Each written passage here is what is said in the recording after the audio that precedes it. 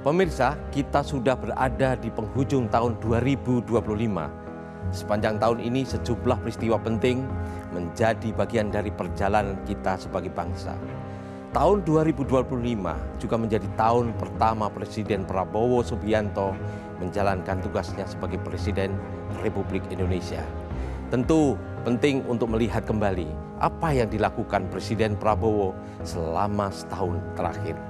Karena itu menjadi pondasi dalam perjalanan kepemimpinan Presiden ke-8 tersebut selama masa tugasnya. Penghujung tahun 2025 diwarnai dengan bencana longsor dan banjir bandang yang dahsyat di 3 provinsi yakni Aceh, Sumatera Utara, dan Sumatera Barat. Lebih dari 1.000 nyawa melayang akibat bencana tersebut. Belum lagi korban luka dan hilang. Jalan bencana ini juga diwarnai dengan banjir kayu gelondongan yang meluncur bersama banjir dari hulu ke wilayah hilir. Presiden Prabowo Subianto menunjukkan perhatian serius dengan beberapa kali mendatangi langsung ke lokasi, baik Aceh, Sumatera Utara maupun Sumatera Barat.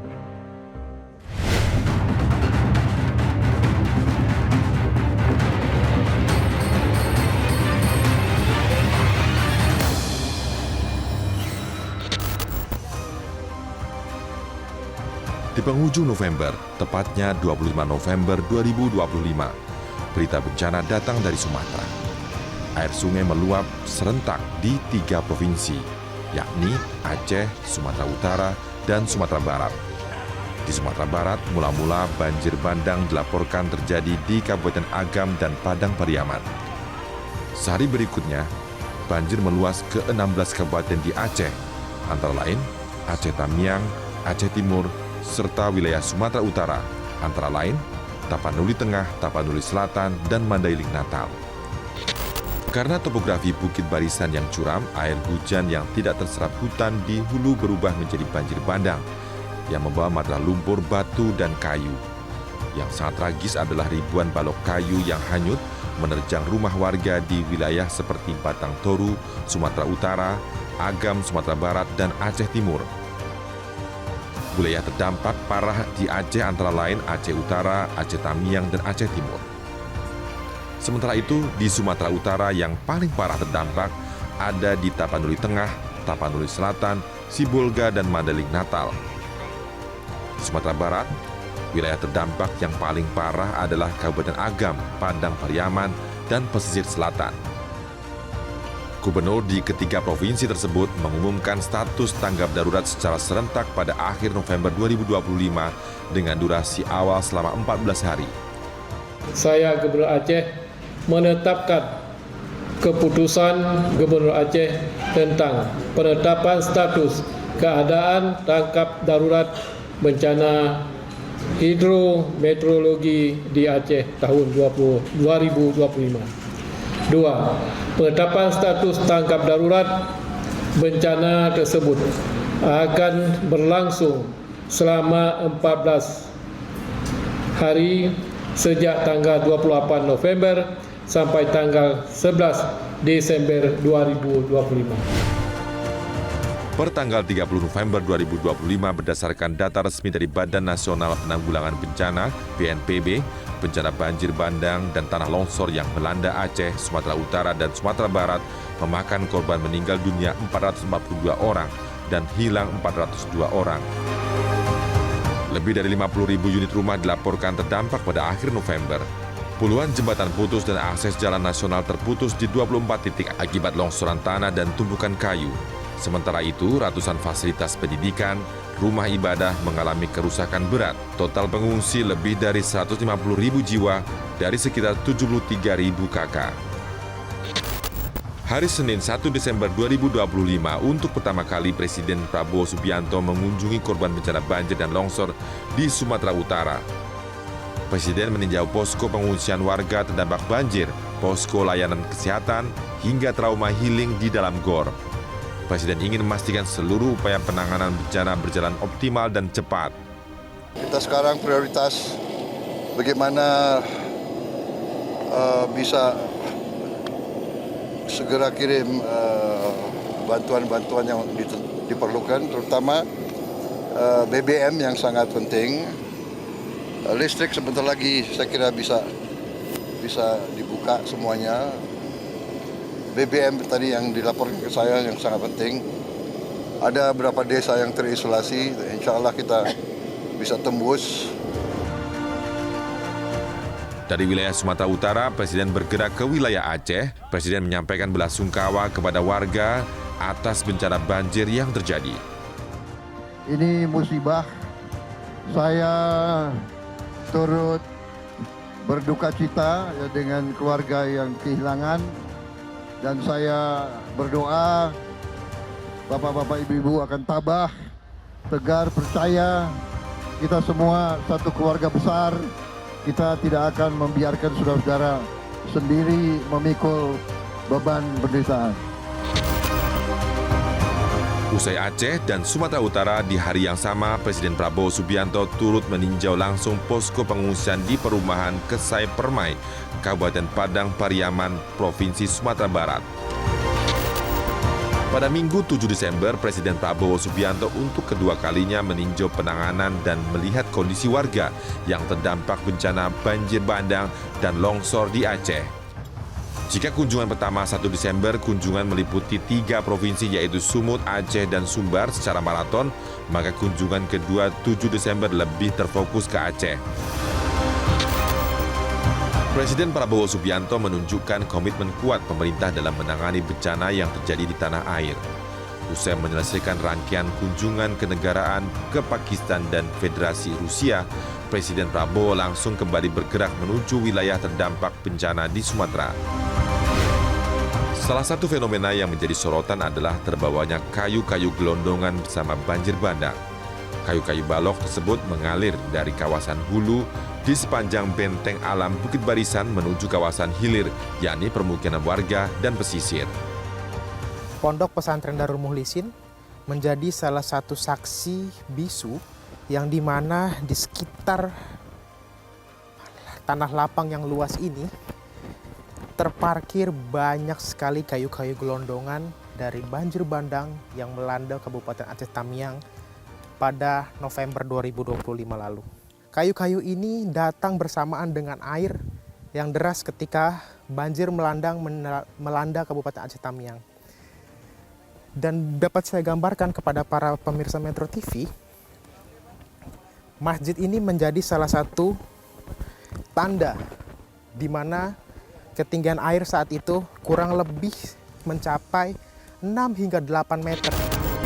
Presiden Prabowo Subianto melihat langsung tumpukan kayu yang terbawa banjir di Kabupaten Aceh Tamiang, Aceh, Jumat 12 Desember 2025. Didampingi Bupati Aceh Tamiang, Armia Fahmi, Prabowo berjalan ke sebuah jembatan dan mengecek tumpukan kayu itu. Kita harus jaga lingkungan kita ya, alam kita harus kita jaga. Kita tidak boleh tebang pohon sembarangan. Saya minta pemerintah daerah semua lebih waspada, lebih awasi, ya. Kita jaga alam kita dengan sebaik-baiknya. Berdasarkan data terbaru dari Badan Nasional Penanggulangan Bencana BNPB per Kamis 18 Desember 2025, jumlah korban jiwa sebanyak 1.059 orang, hilang 192 orang dan masih dalam pencarian. Luka-luka sekitar 7.000 orang. Per 18 Desember jumlah pengungsi masih sangat besar, meski sebagian warga mulai kembali untuk membersihkan rumah. Presiden Prabowo Subianto menegaskan pemerintah telah mengerahkan kekuatan nasional untuk menangani bencana di Sumatera. Prabowo meminta semua pihak waspada terhadap anggapan sejumlah pihak bahwa negara seolah tidak hadir dalam situasi darurat seperti ini. Hal itu disampaikan Presiden Prabowo saat memimpin sidang Kabinet Paripurna di Istana Kepresidenan Jakarta Senin 15 Desember 2025. Menurut Prabowo, pemerintah sudah mengerahkan lebih dari 50.000 TNI dan Polri, mengerahkan lebih dari 60 helikopter dan belasan pesawat yang terbang setiap hari ke lokasi bencana. Di samping itu, pembangunan hunian untuk warga terdampak bencana pun tengah dilakukan. Kita sudah mengerahkan lebih dari 50.000 TNI dan Polri. 50.000. Itu setingkat 50 batalion sudah dikerahkan di di daerah berdampak. Kalau dibilang negara tidak hadir, ya kita waspada saja. Kita sudah kerahkan sekarang lebih dari 60 helikopter dan belasan pesawat yang terbang tiap hari Medan ke lokasi-lokasi, Halim ke provinsi-provinsi tersebut. Secara keseluruhan hingga 18 Desember, Presiden Prabowo tercatat 3 kali mengunjungi Aceh, yaitu pada 1 Desember, 7 Desember, dan 12 Desember. Presiden mengunjungi Sumatera Utara sebanyak 2 kali, yaitu 1 Desember dan 13 Desember. Sedangkan kunjungan ke Sumatera Barat sebanyak 3 kali, yaitu 1 Desember, 14 Desember, dan 18 Desember.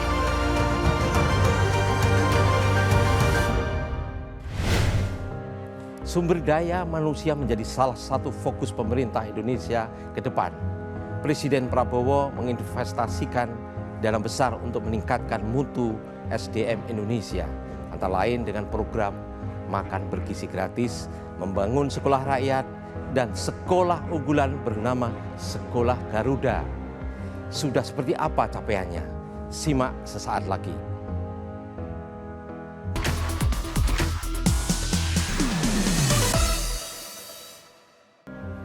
Investasi sumber daya manusia menjadi hal penting agar Indonesia menjadi negara maju.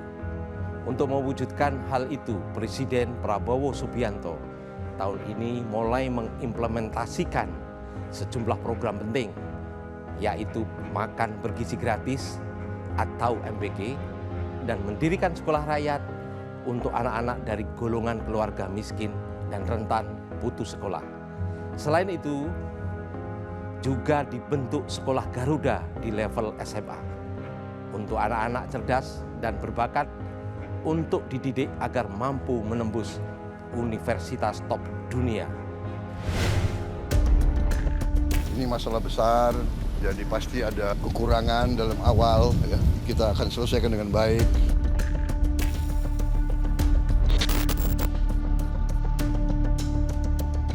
Program Makan Bergizi Gratis atau MBG resmi dimulai Senin 6 Januari 2025. Program andalan Presiden Prabowo Subianto ini diproyeksikan dapat menyentuh 3 juta penerima manfaat selama Januari hingga Maret 2025. Penerima manfaat tersebut terdiri dari balita, santri, siswa PAUD, TK, SD, SMP, SMA, dan ibu hamil serta ibu menyusui. Program MBG didukung oleh alokasi anggaran sebesar 71 triliun rupiah dari APBN 2025. Sebagai langkah awal, program ini dimulai di 190 titik yang tersebar di 26 provinsi. Pada sidang Kabinet Paripurna di Kantor Presiden Kompleks Istana Kepresidenan Rabu 22 Januari 2025, Presiden RI Prabowo Subianto mengungkapkan target pemberian MBG bisa menjangkau seluruh anak-anak di tahun 2025 ini. Prabowo mengungkapkan dari Januari hingga April 2025, MBG menyasar 3 juta anak, sedangkan pada April hingga Agustus 6 juta anak. Selanjutnya September 15 juta anak dan terus bertambah sampai akhir tahun. Dan untuk Januari sampai April 2025, program ini sasarannya adalah 3 juta anak.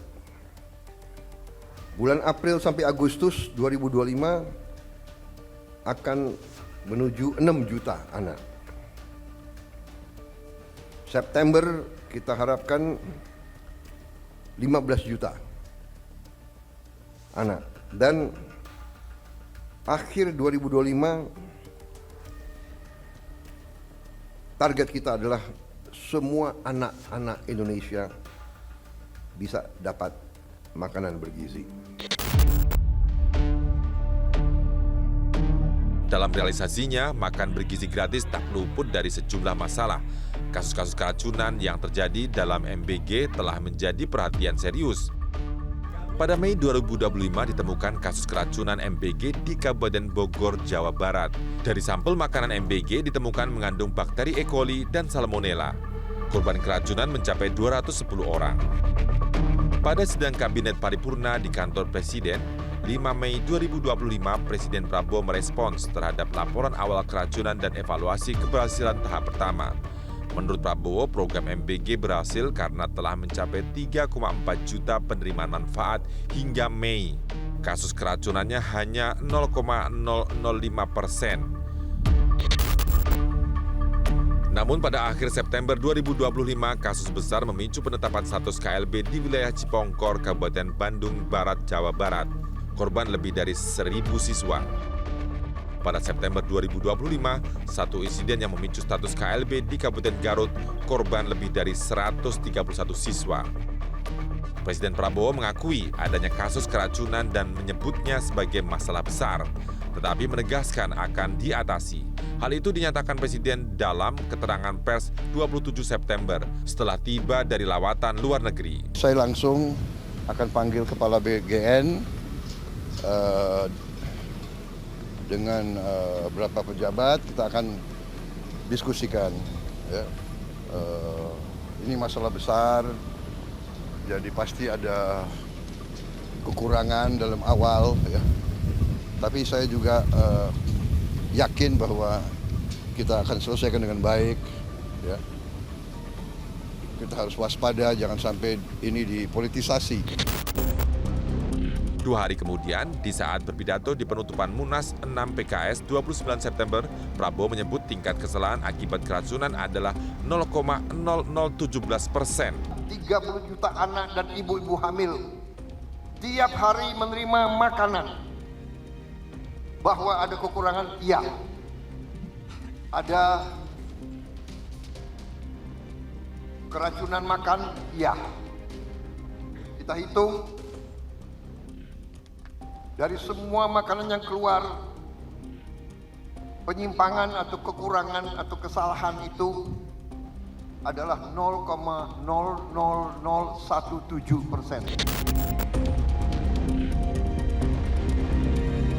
Dalam sambutannya pada pertemuan tahunan Bank Indonesia di Kantor Pusat Bank Indonesia Jakarta, Presiden Prabowo Subianto menegaskan program makan bergizi gratis MBG telah dinikmati 44 juta penerimaan manfaat di seluruh Indonesia.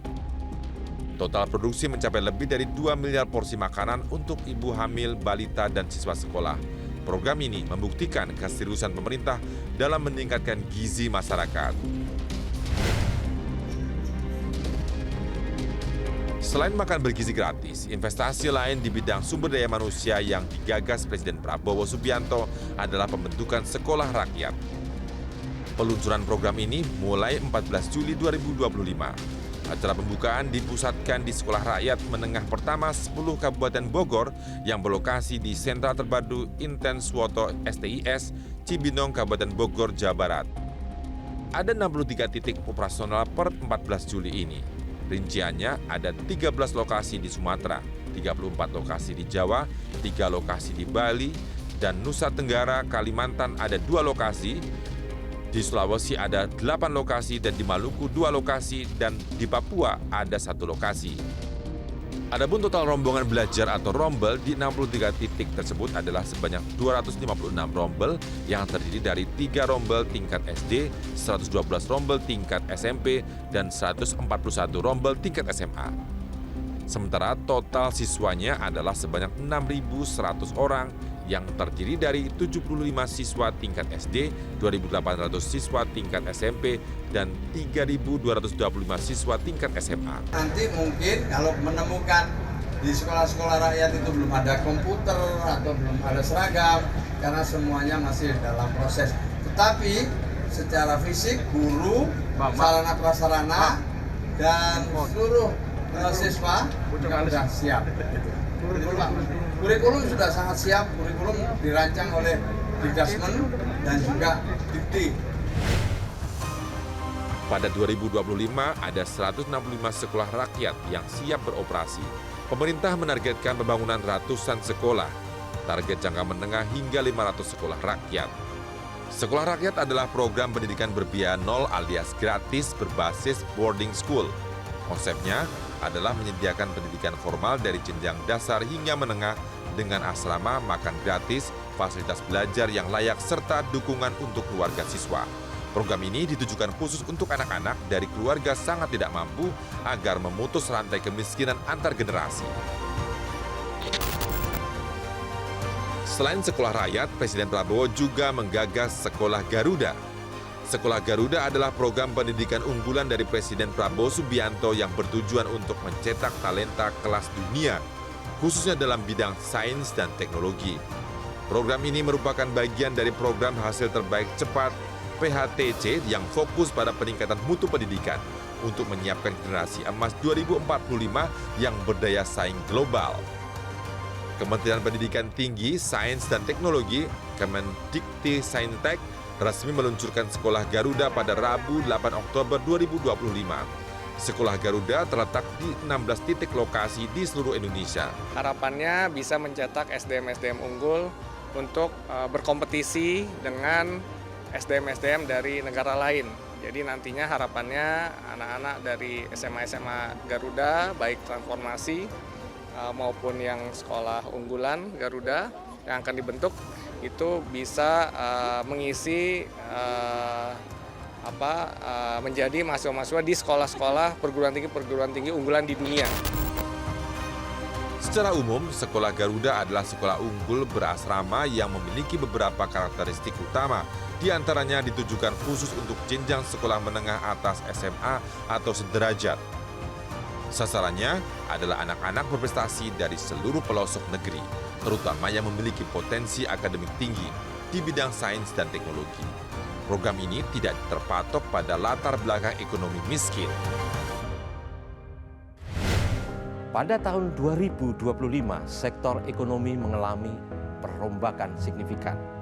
Presiden Prabowo membentuk Badan Pengelola Investasi Daya Anagata Nusantara atau BPI Danantara dan membubarkan Kementerian BUMN. Presiden juga mengganti Menteri Keuangan Sri Mulyani yang lebih pro stabilitas ke sosok baru Purbaya Yudi Sadewa yang dinilai lebih pro pertumbuhan. Apa capaiannya sejauh ini? Simak sesaat lagi.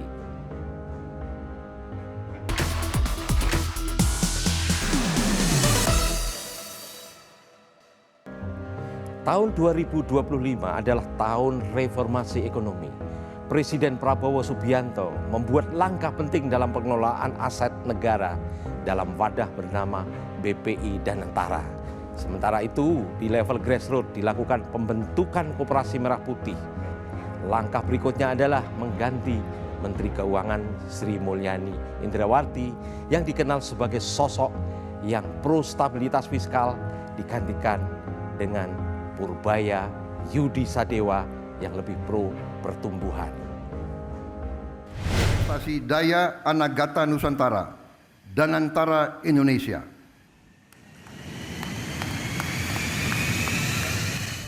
Berlokasi di halaman Istana Kepresidenan, Presiden Prabowo Subianto resmi meluncurkan Badan Pengelola Investasi Dana Anagata Nusantara atau BPI Danantara Senin 24 Februari 2025.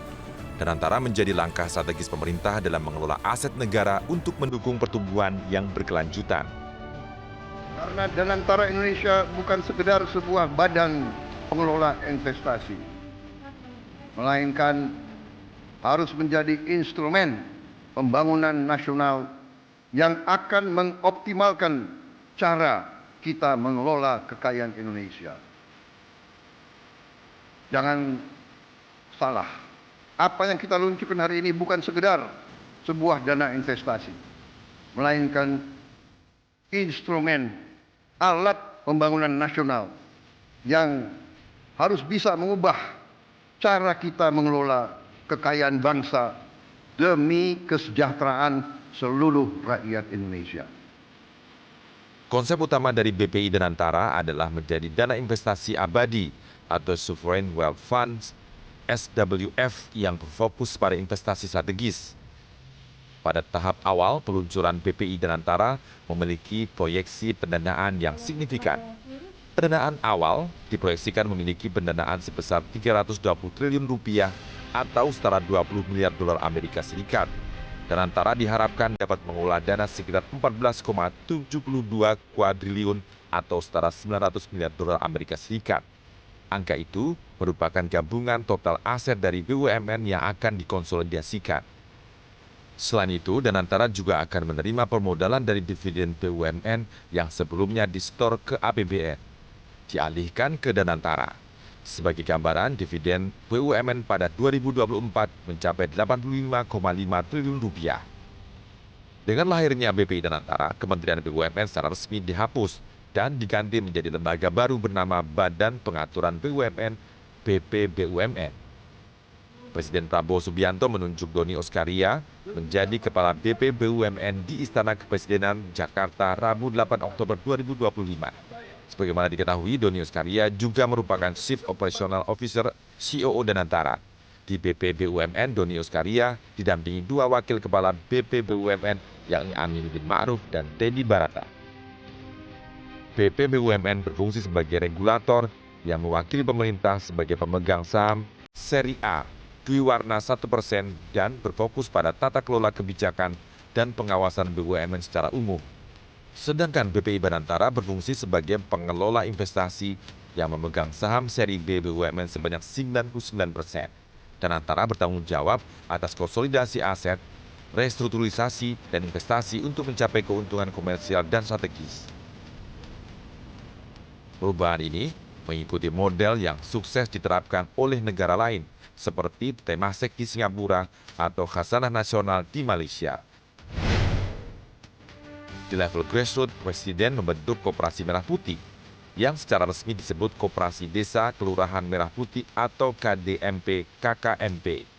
Ini juga merupakan program strategis nasional dari pemerintah yang bertujuan untuk memperkuat ekonomi di tingkat akar rumput. Pembentukan Koperasi Merah Putih menggunakan dasar hukum Instruksi Presiden Impres nomor 9 tahun 2025 tentang percepatan pembentukan Koperasi Desa Kelurahan Merah Putih. Impres tersebut ditandatangani pada 27 Maret 2025. Peluncuran secara resmi Koperasi Merah Putih dilakukan Presiden Prabowo di Klaten, Jawa Tengah pada Senin 21 Juli 2025 bertepatan dengan Hari Koperasi Nasional. Target pemerintah adalah membentuk total 80.000 unit koperasi di seluruh Indonesia untuk mendorong kemandirian ekonomi dari desa ke kota. Koperasi ini adalah usaha besar strategis. Waktu dapat laporan-laporan semacam ini, jalan keluarnya apa? Ada yang salah dengan saya, Pak. Yang ini satu-satunya jalan adalah koperasi.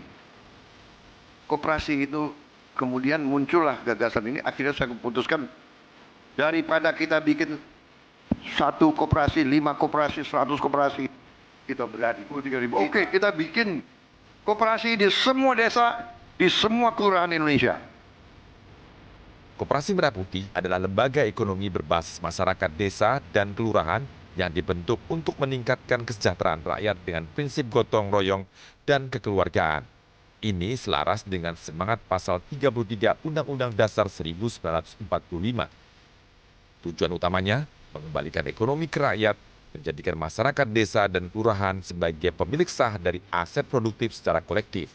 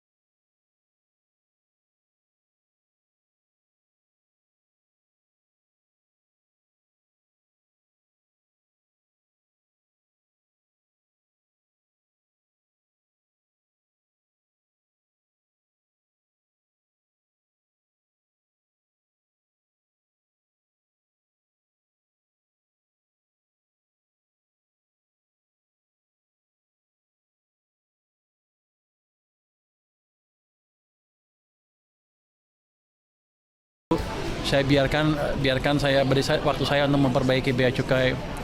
Karena ancaman serius, kalau kita bea cukai nggak bisa memperbaiki kinerjanya dan masyarakat masih nggak puas, bea cukai bisa dibukukan diganti dengan SGS seperti zaman dulu lagi. Jadi sekarang bea cukai, orang-orang bea cukai mengerti betul ancaman yang mereka hadapin.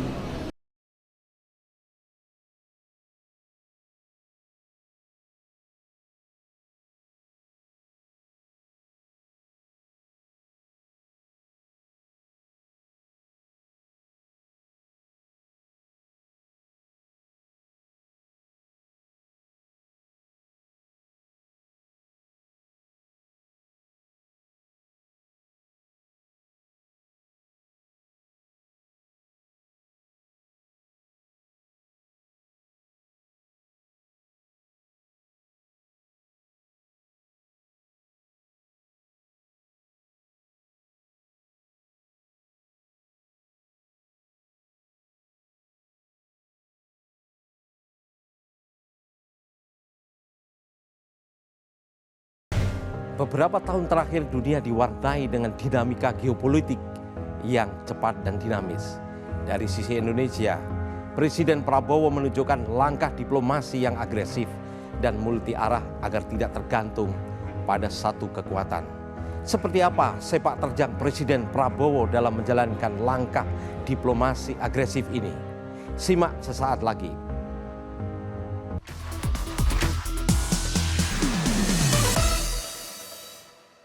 Tahun 2025 ditandai dengan diplomasi agresif yang dilakukan Presiden Prabowo Subianto. Sepanjang tahun ini Prabowo melakukan lawatan tak kurang dari 25 negara. Benang merah yang bisa ditarik dari seluruh kunjungan itu adalah Indonesia ingin membangun poros diplomasi multi arah, tidak bergantung pada satu kekuatan, meningkatkan kapabilitas pertahanan dan geopolitik Indonesia, serta mengamankan investasi besar dan kerjasama ekonomi strategis. Tujuan besarnya adalah membangun kekuatan kemandirian Indonesia.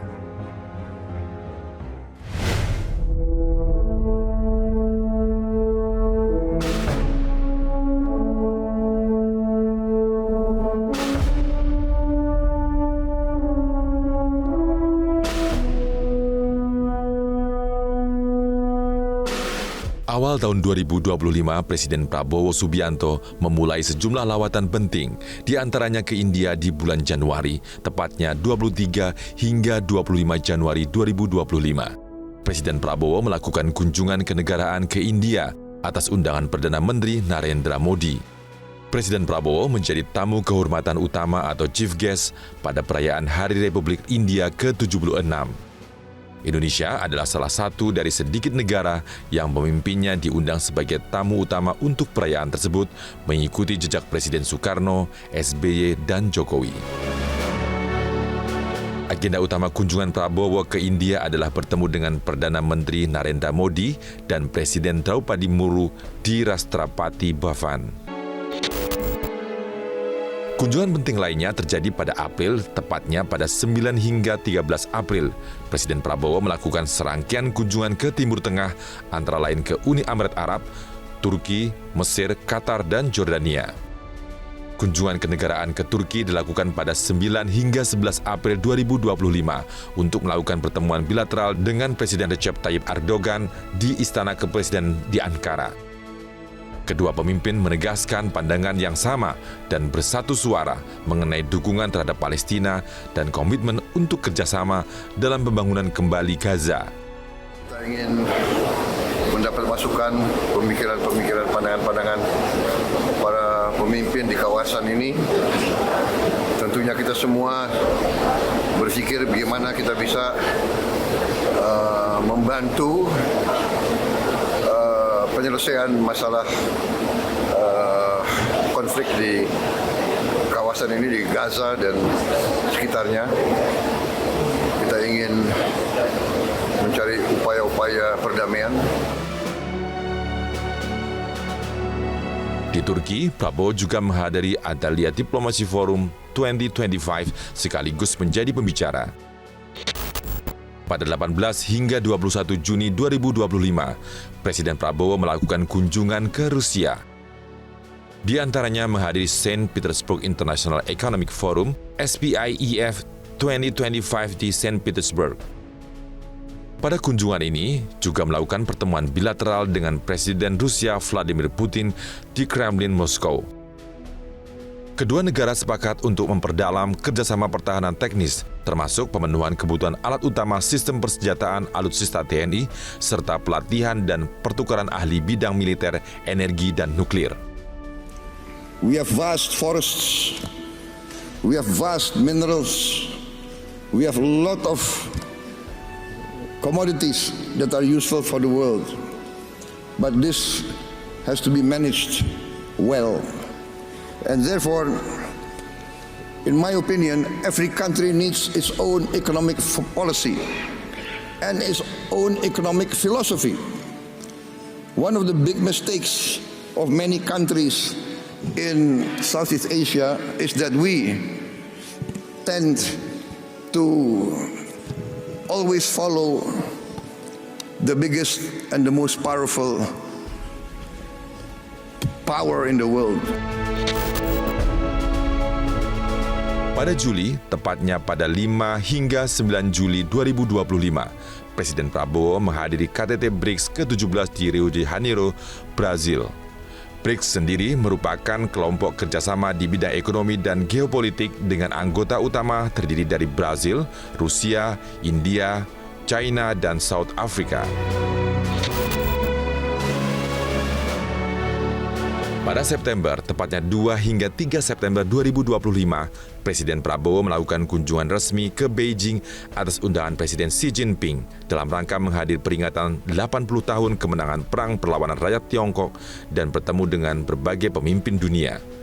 Presiden Prabowo sejatinya diharapkan kehadirannya pada 31 Agustus, namun keberangkatan tertunda karena di dalam negeri tengah terjadi dinamika politik dengan maraknya aksi demonstrasi di tanah air.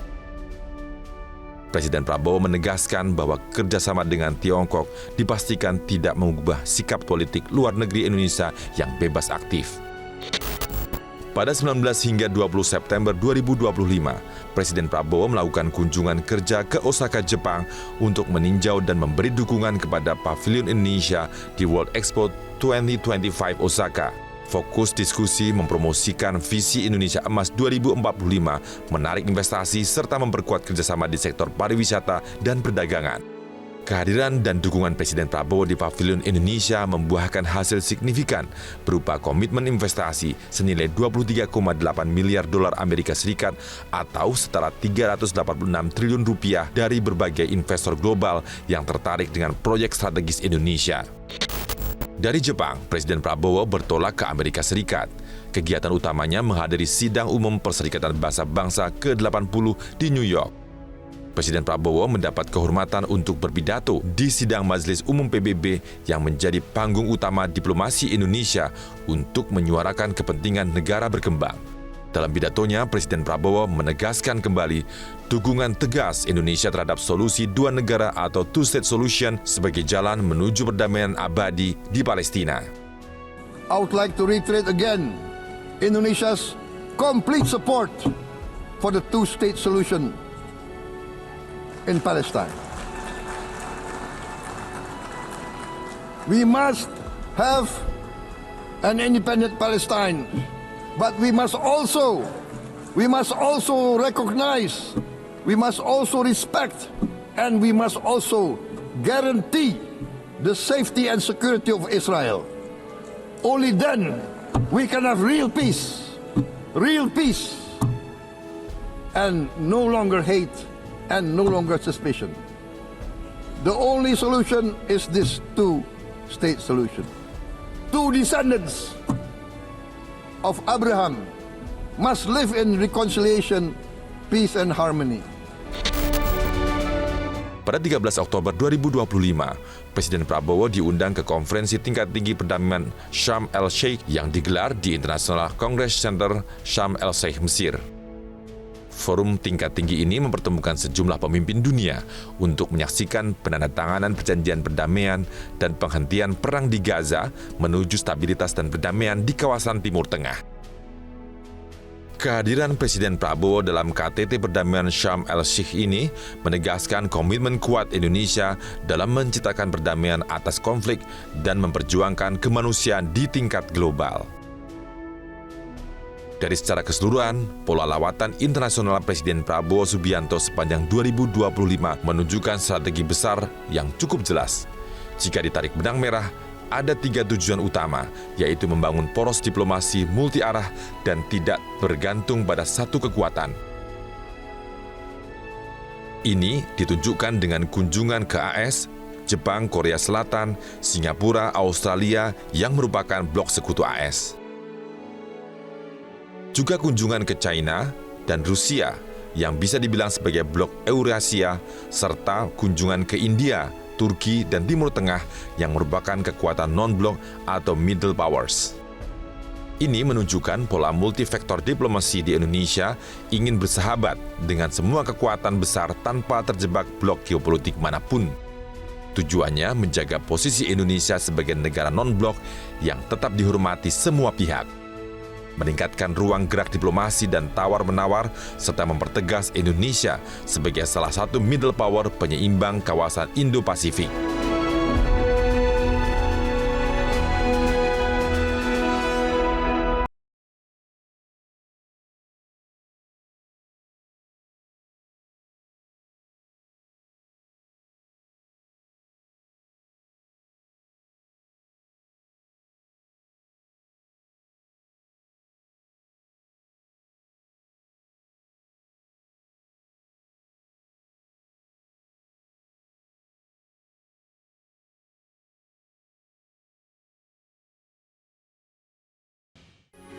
Metro TV. Download Metro TV Extend sekarang.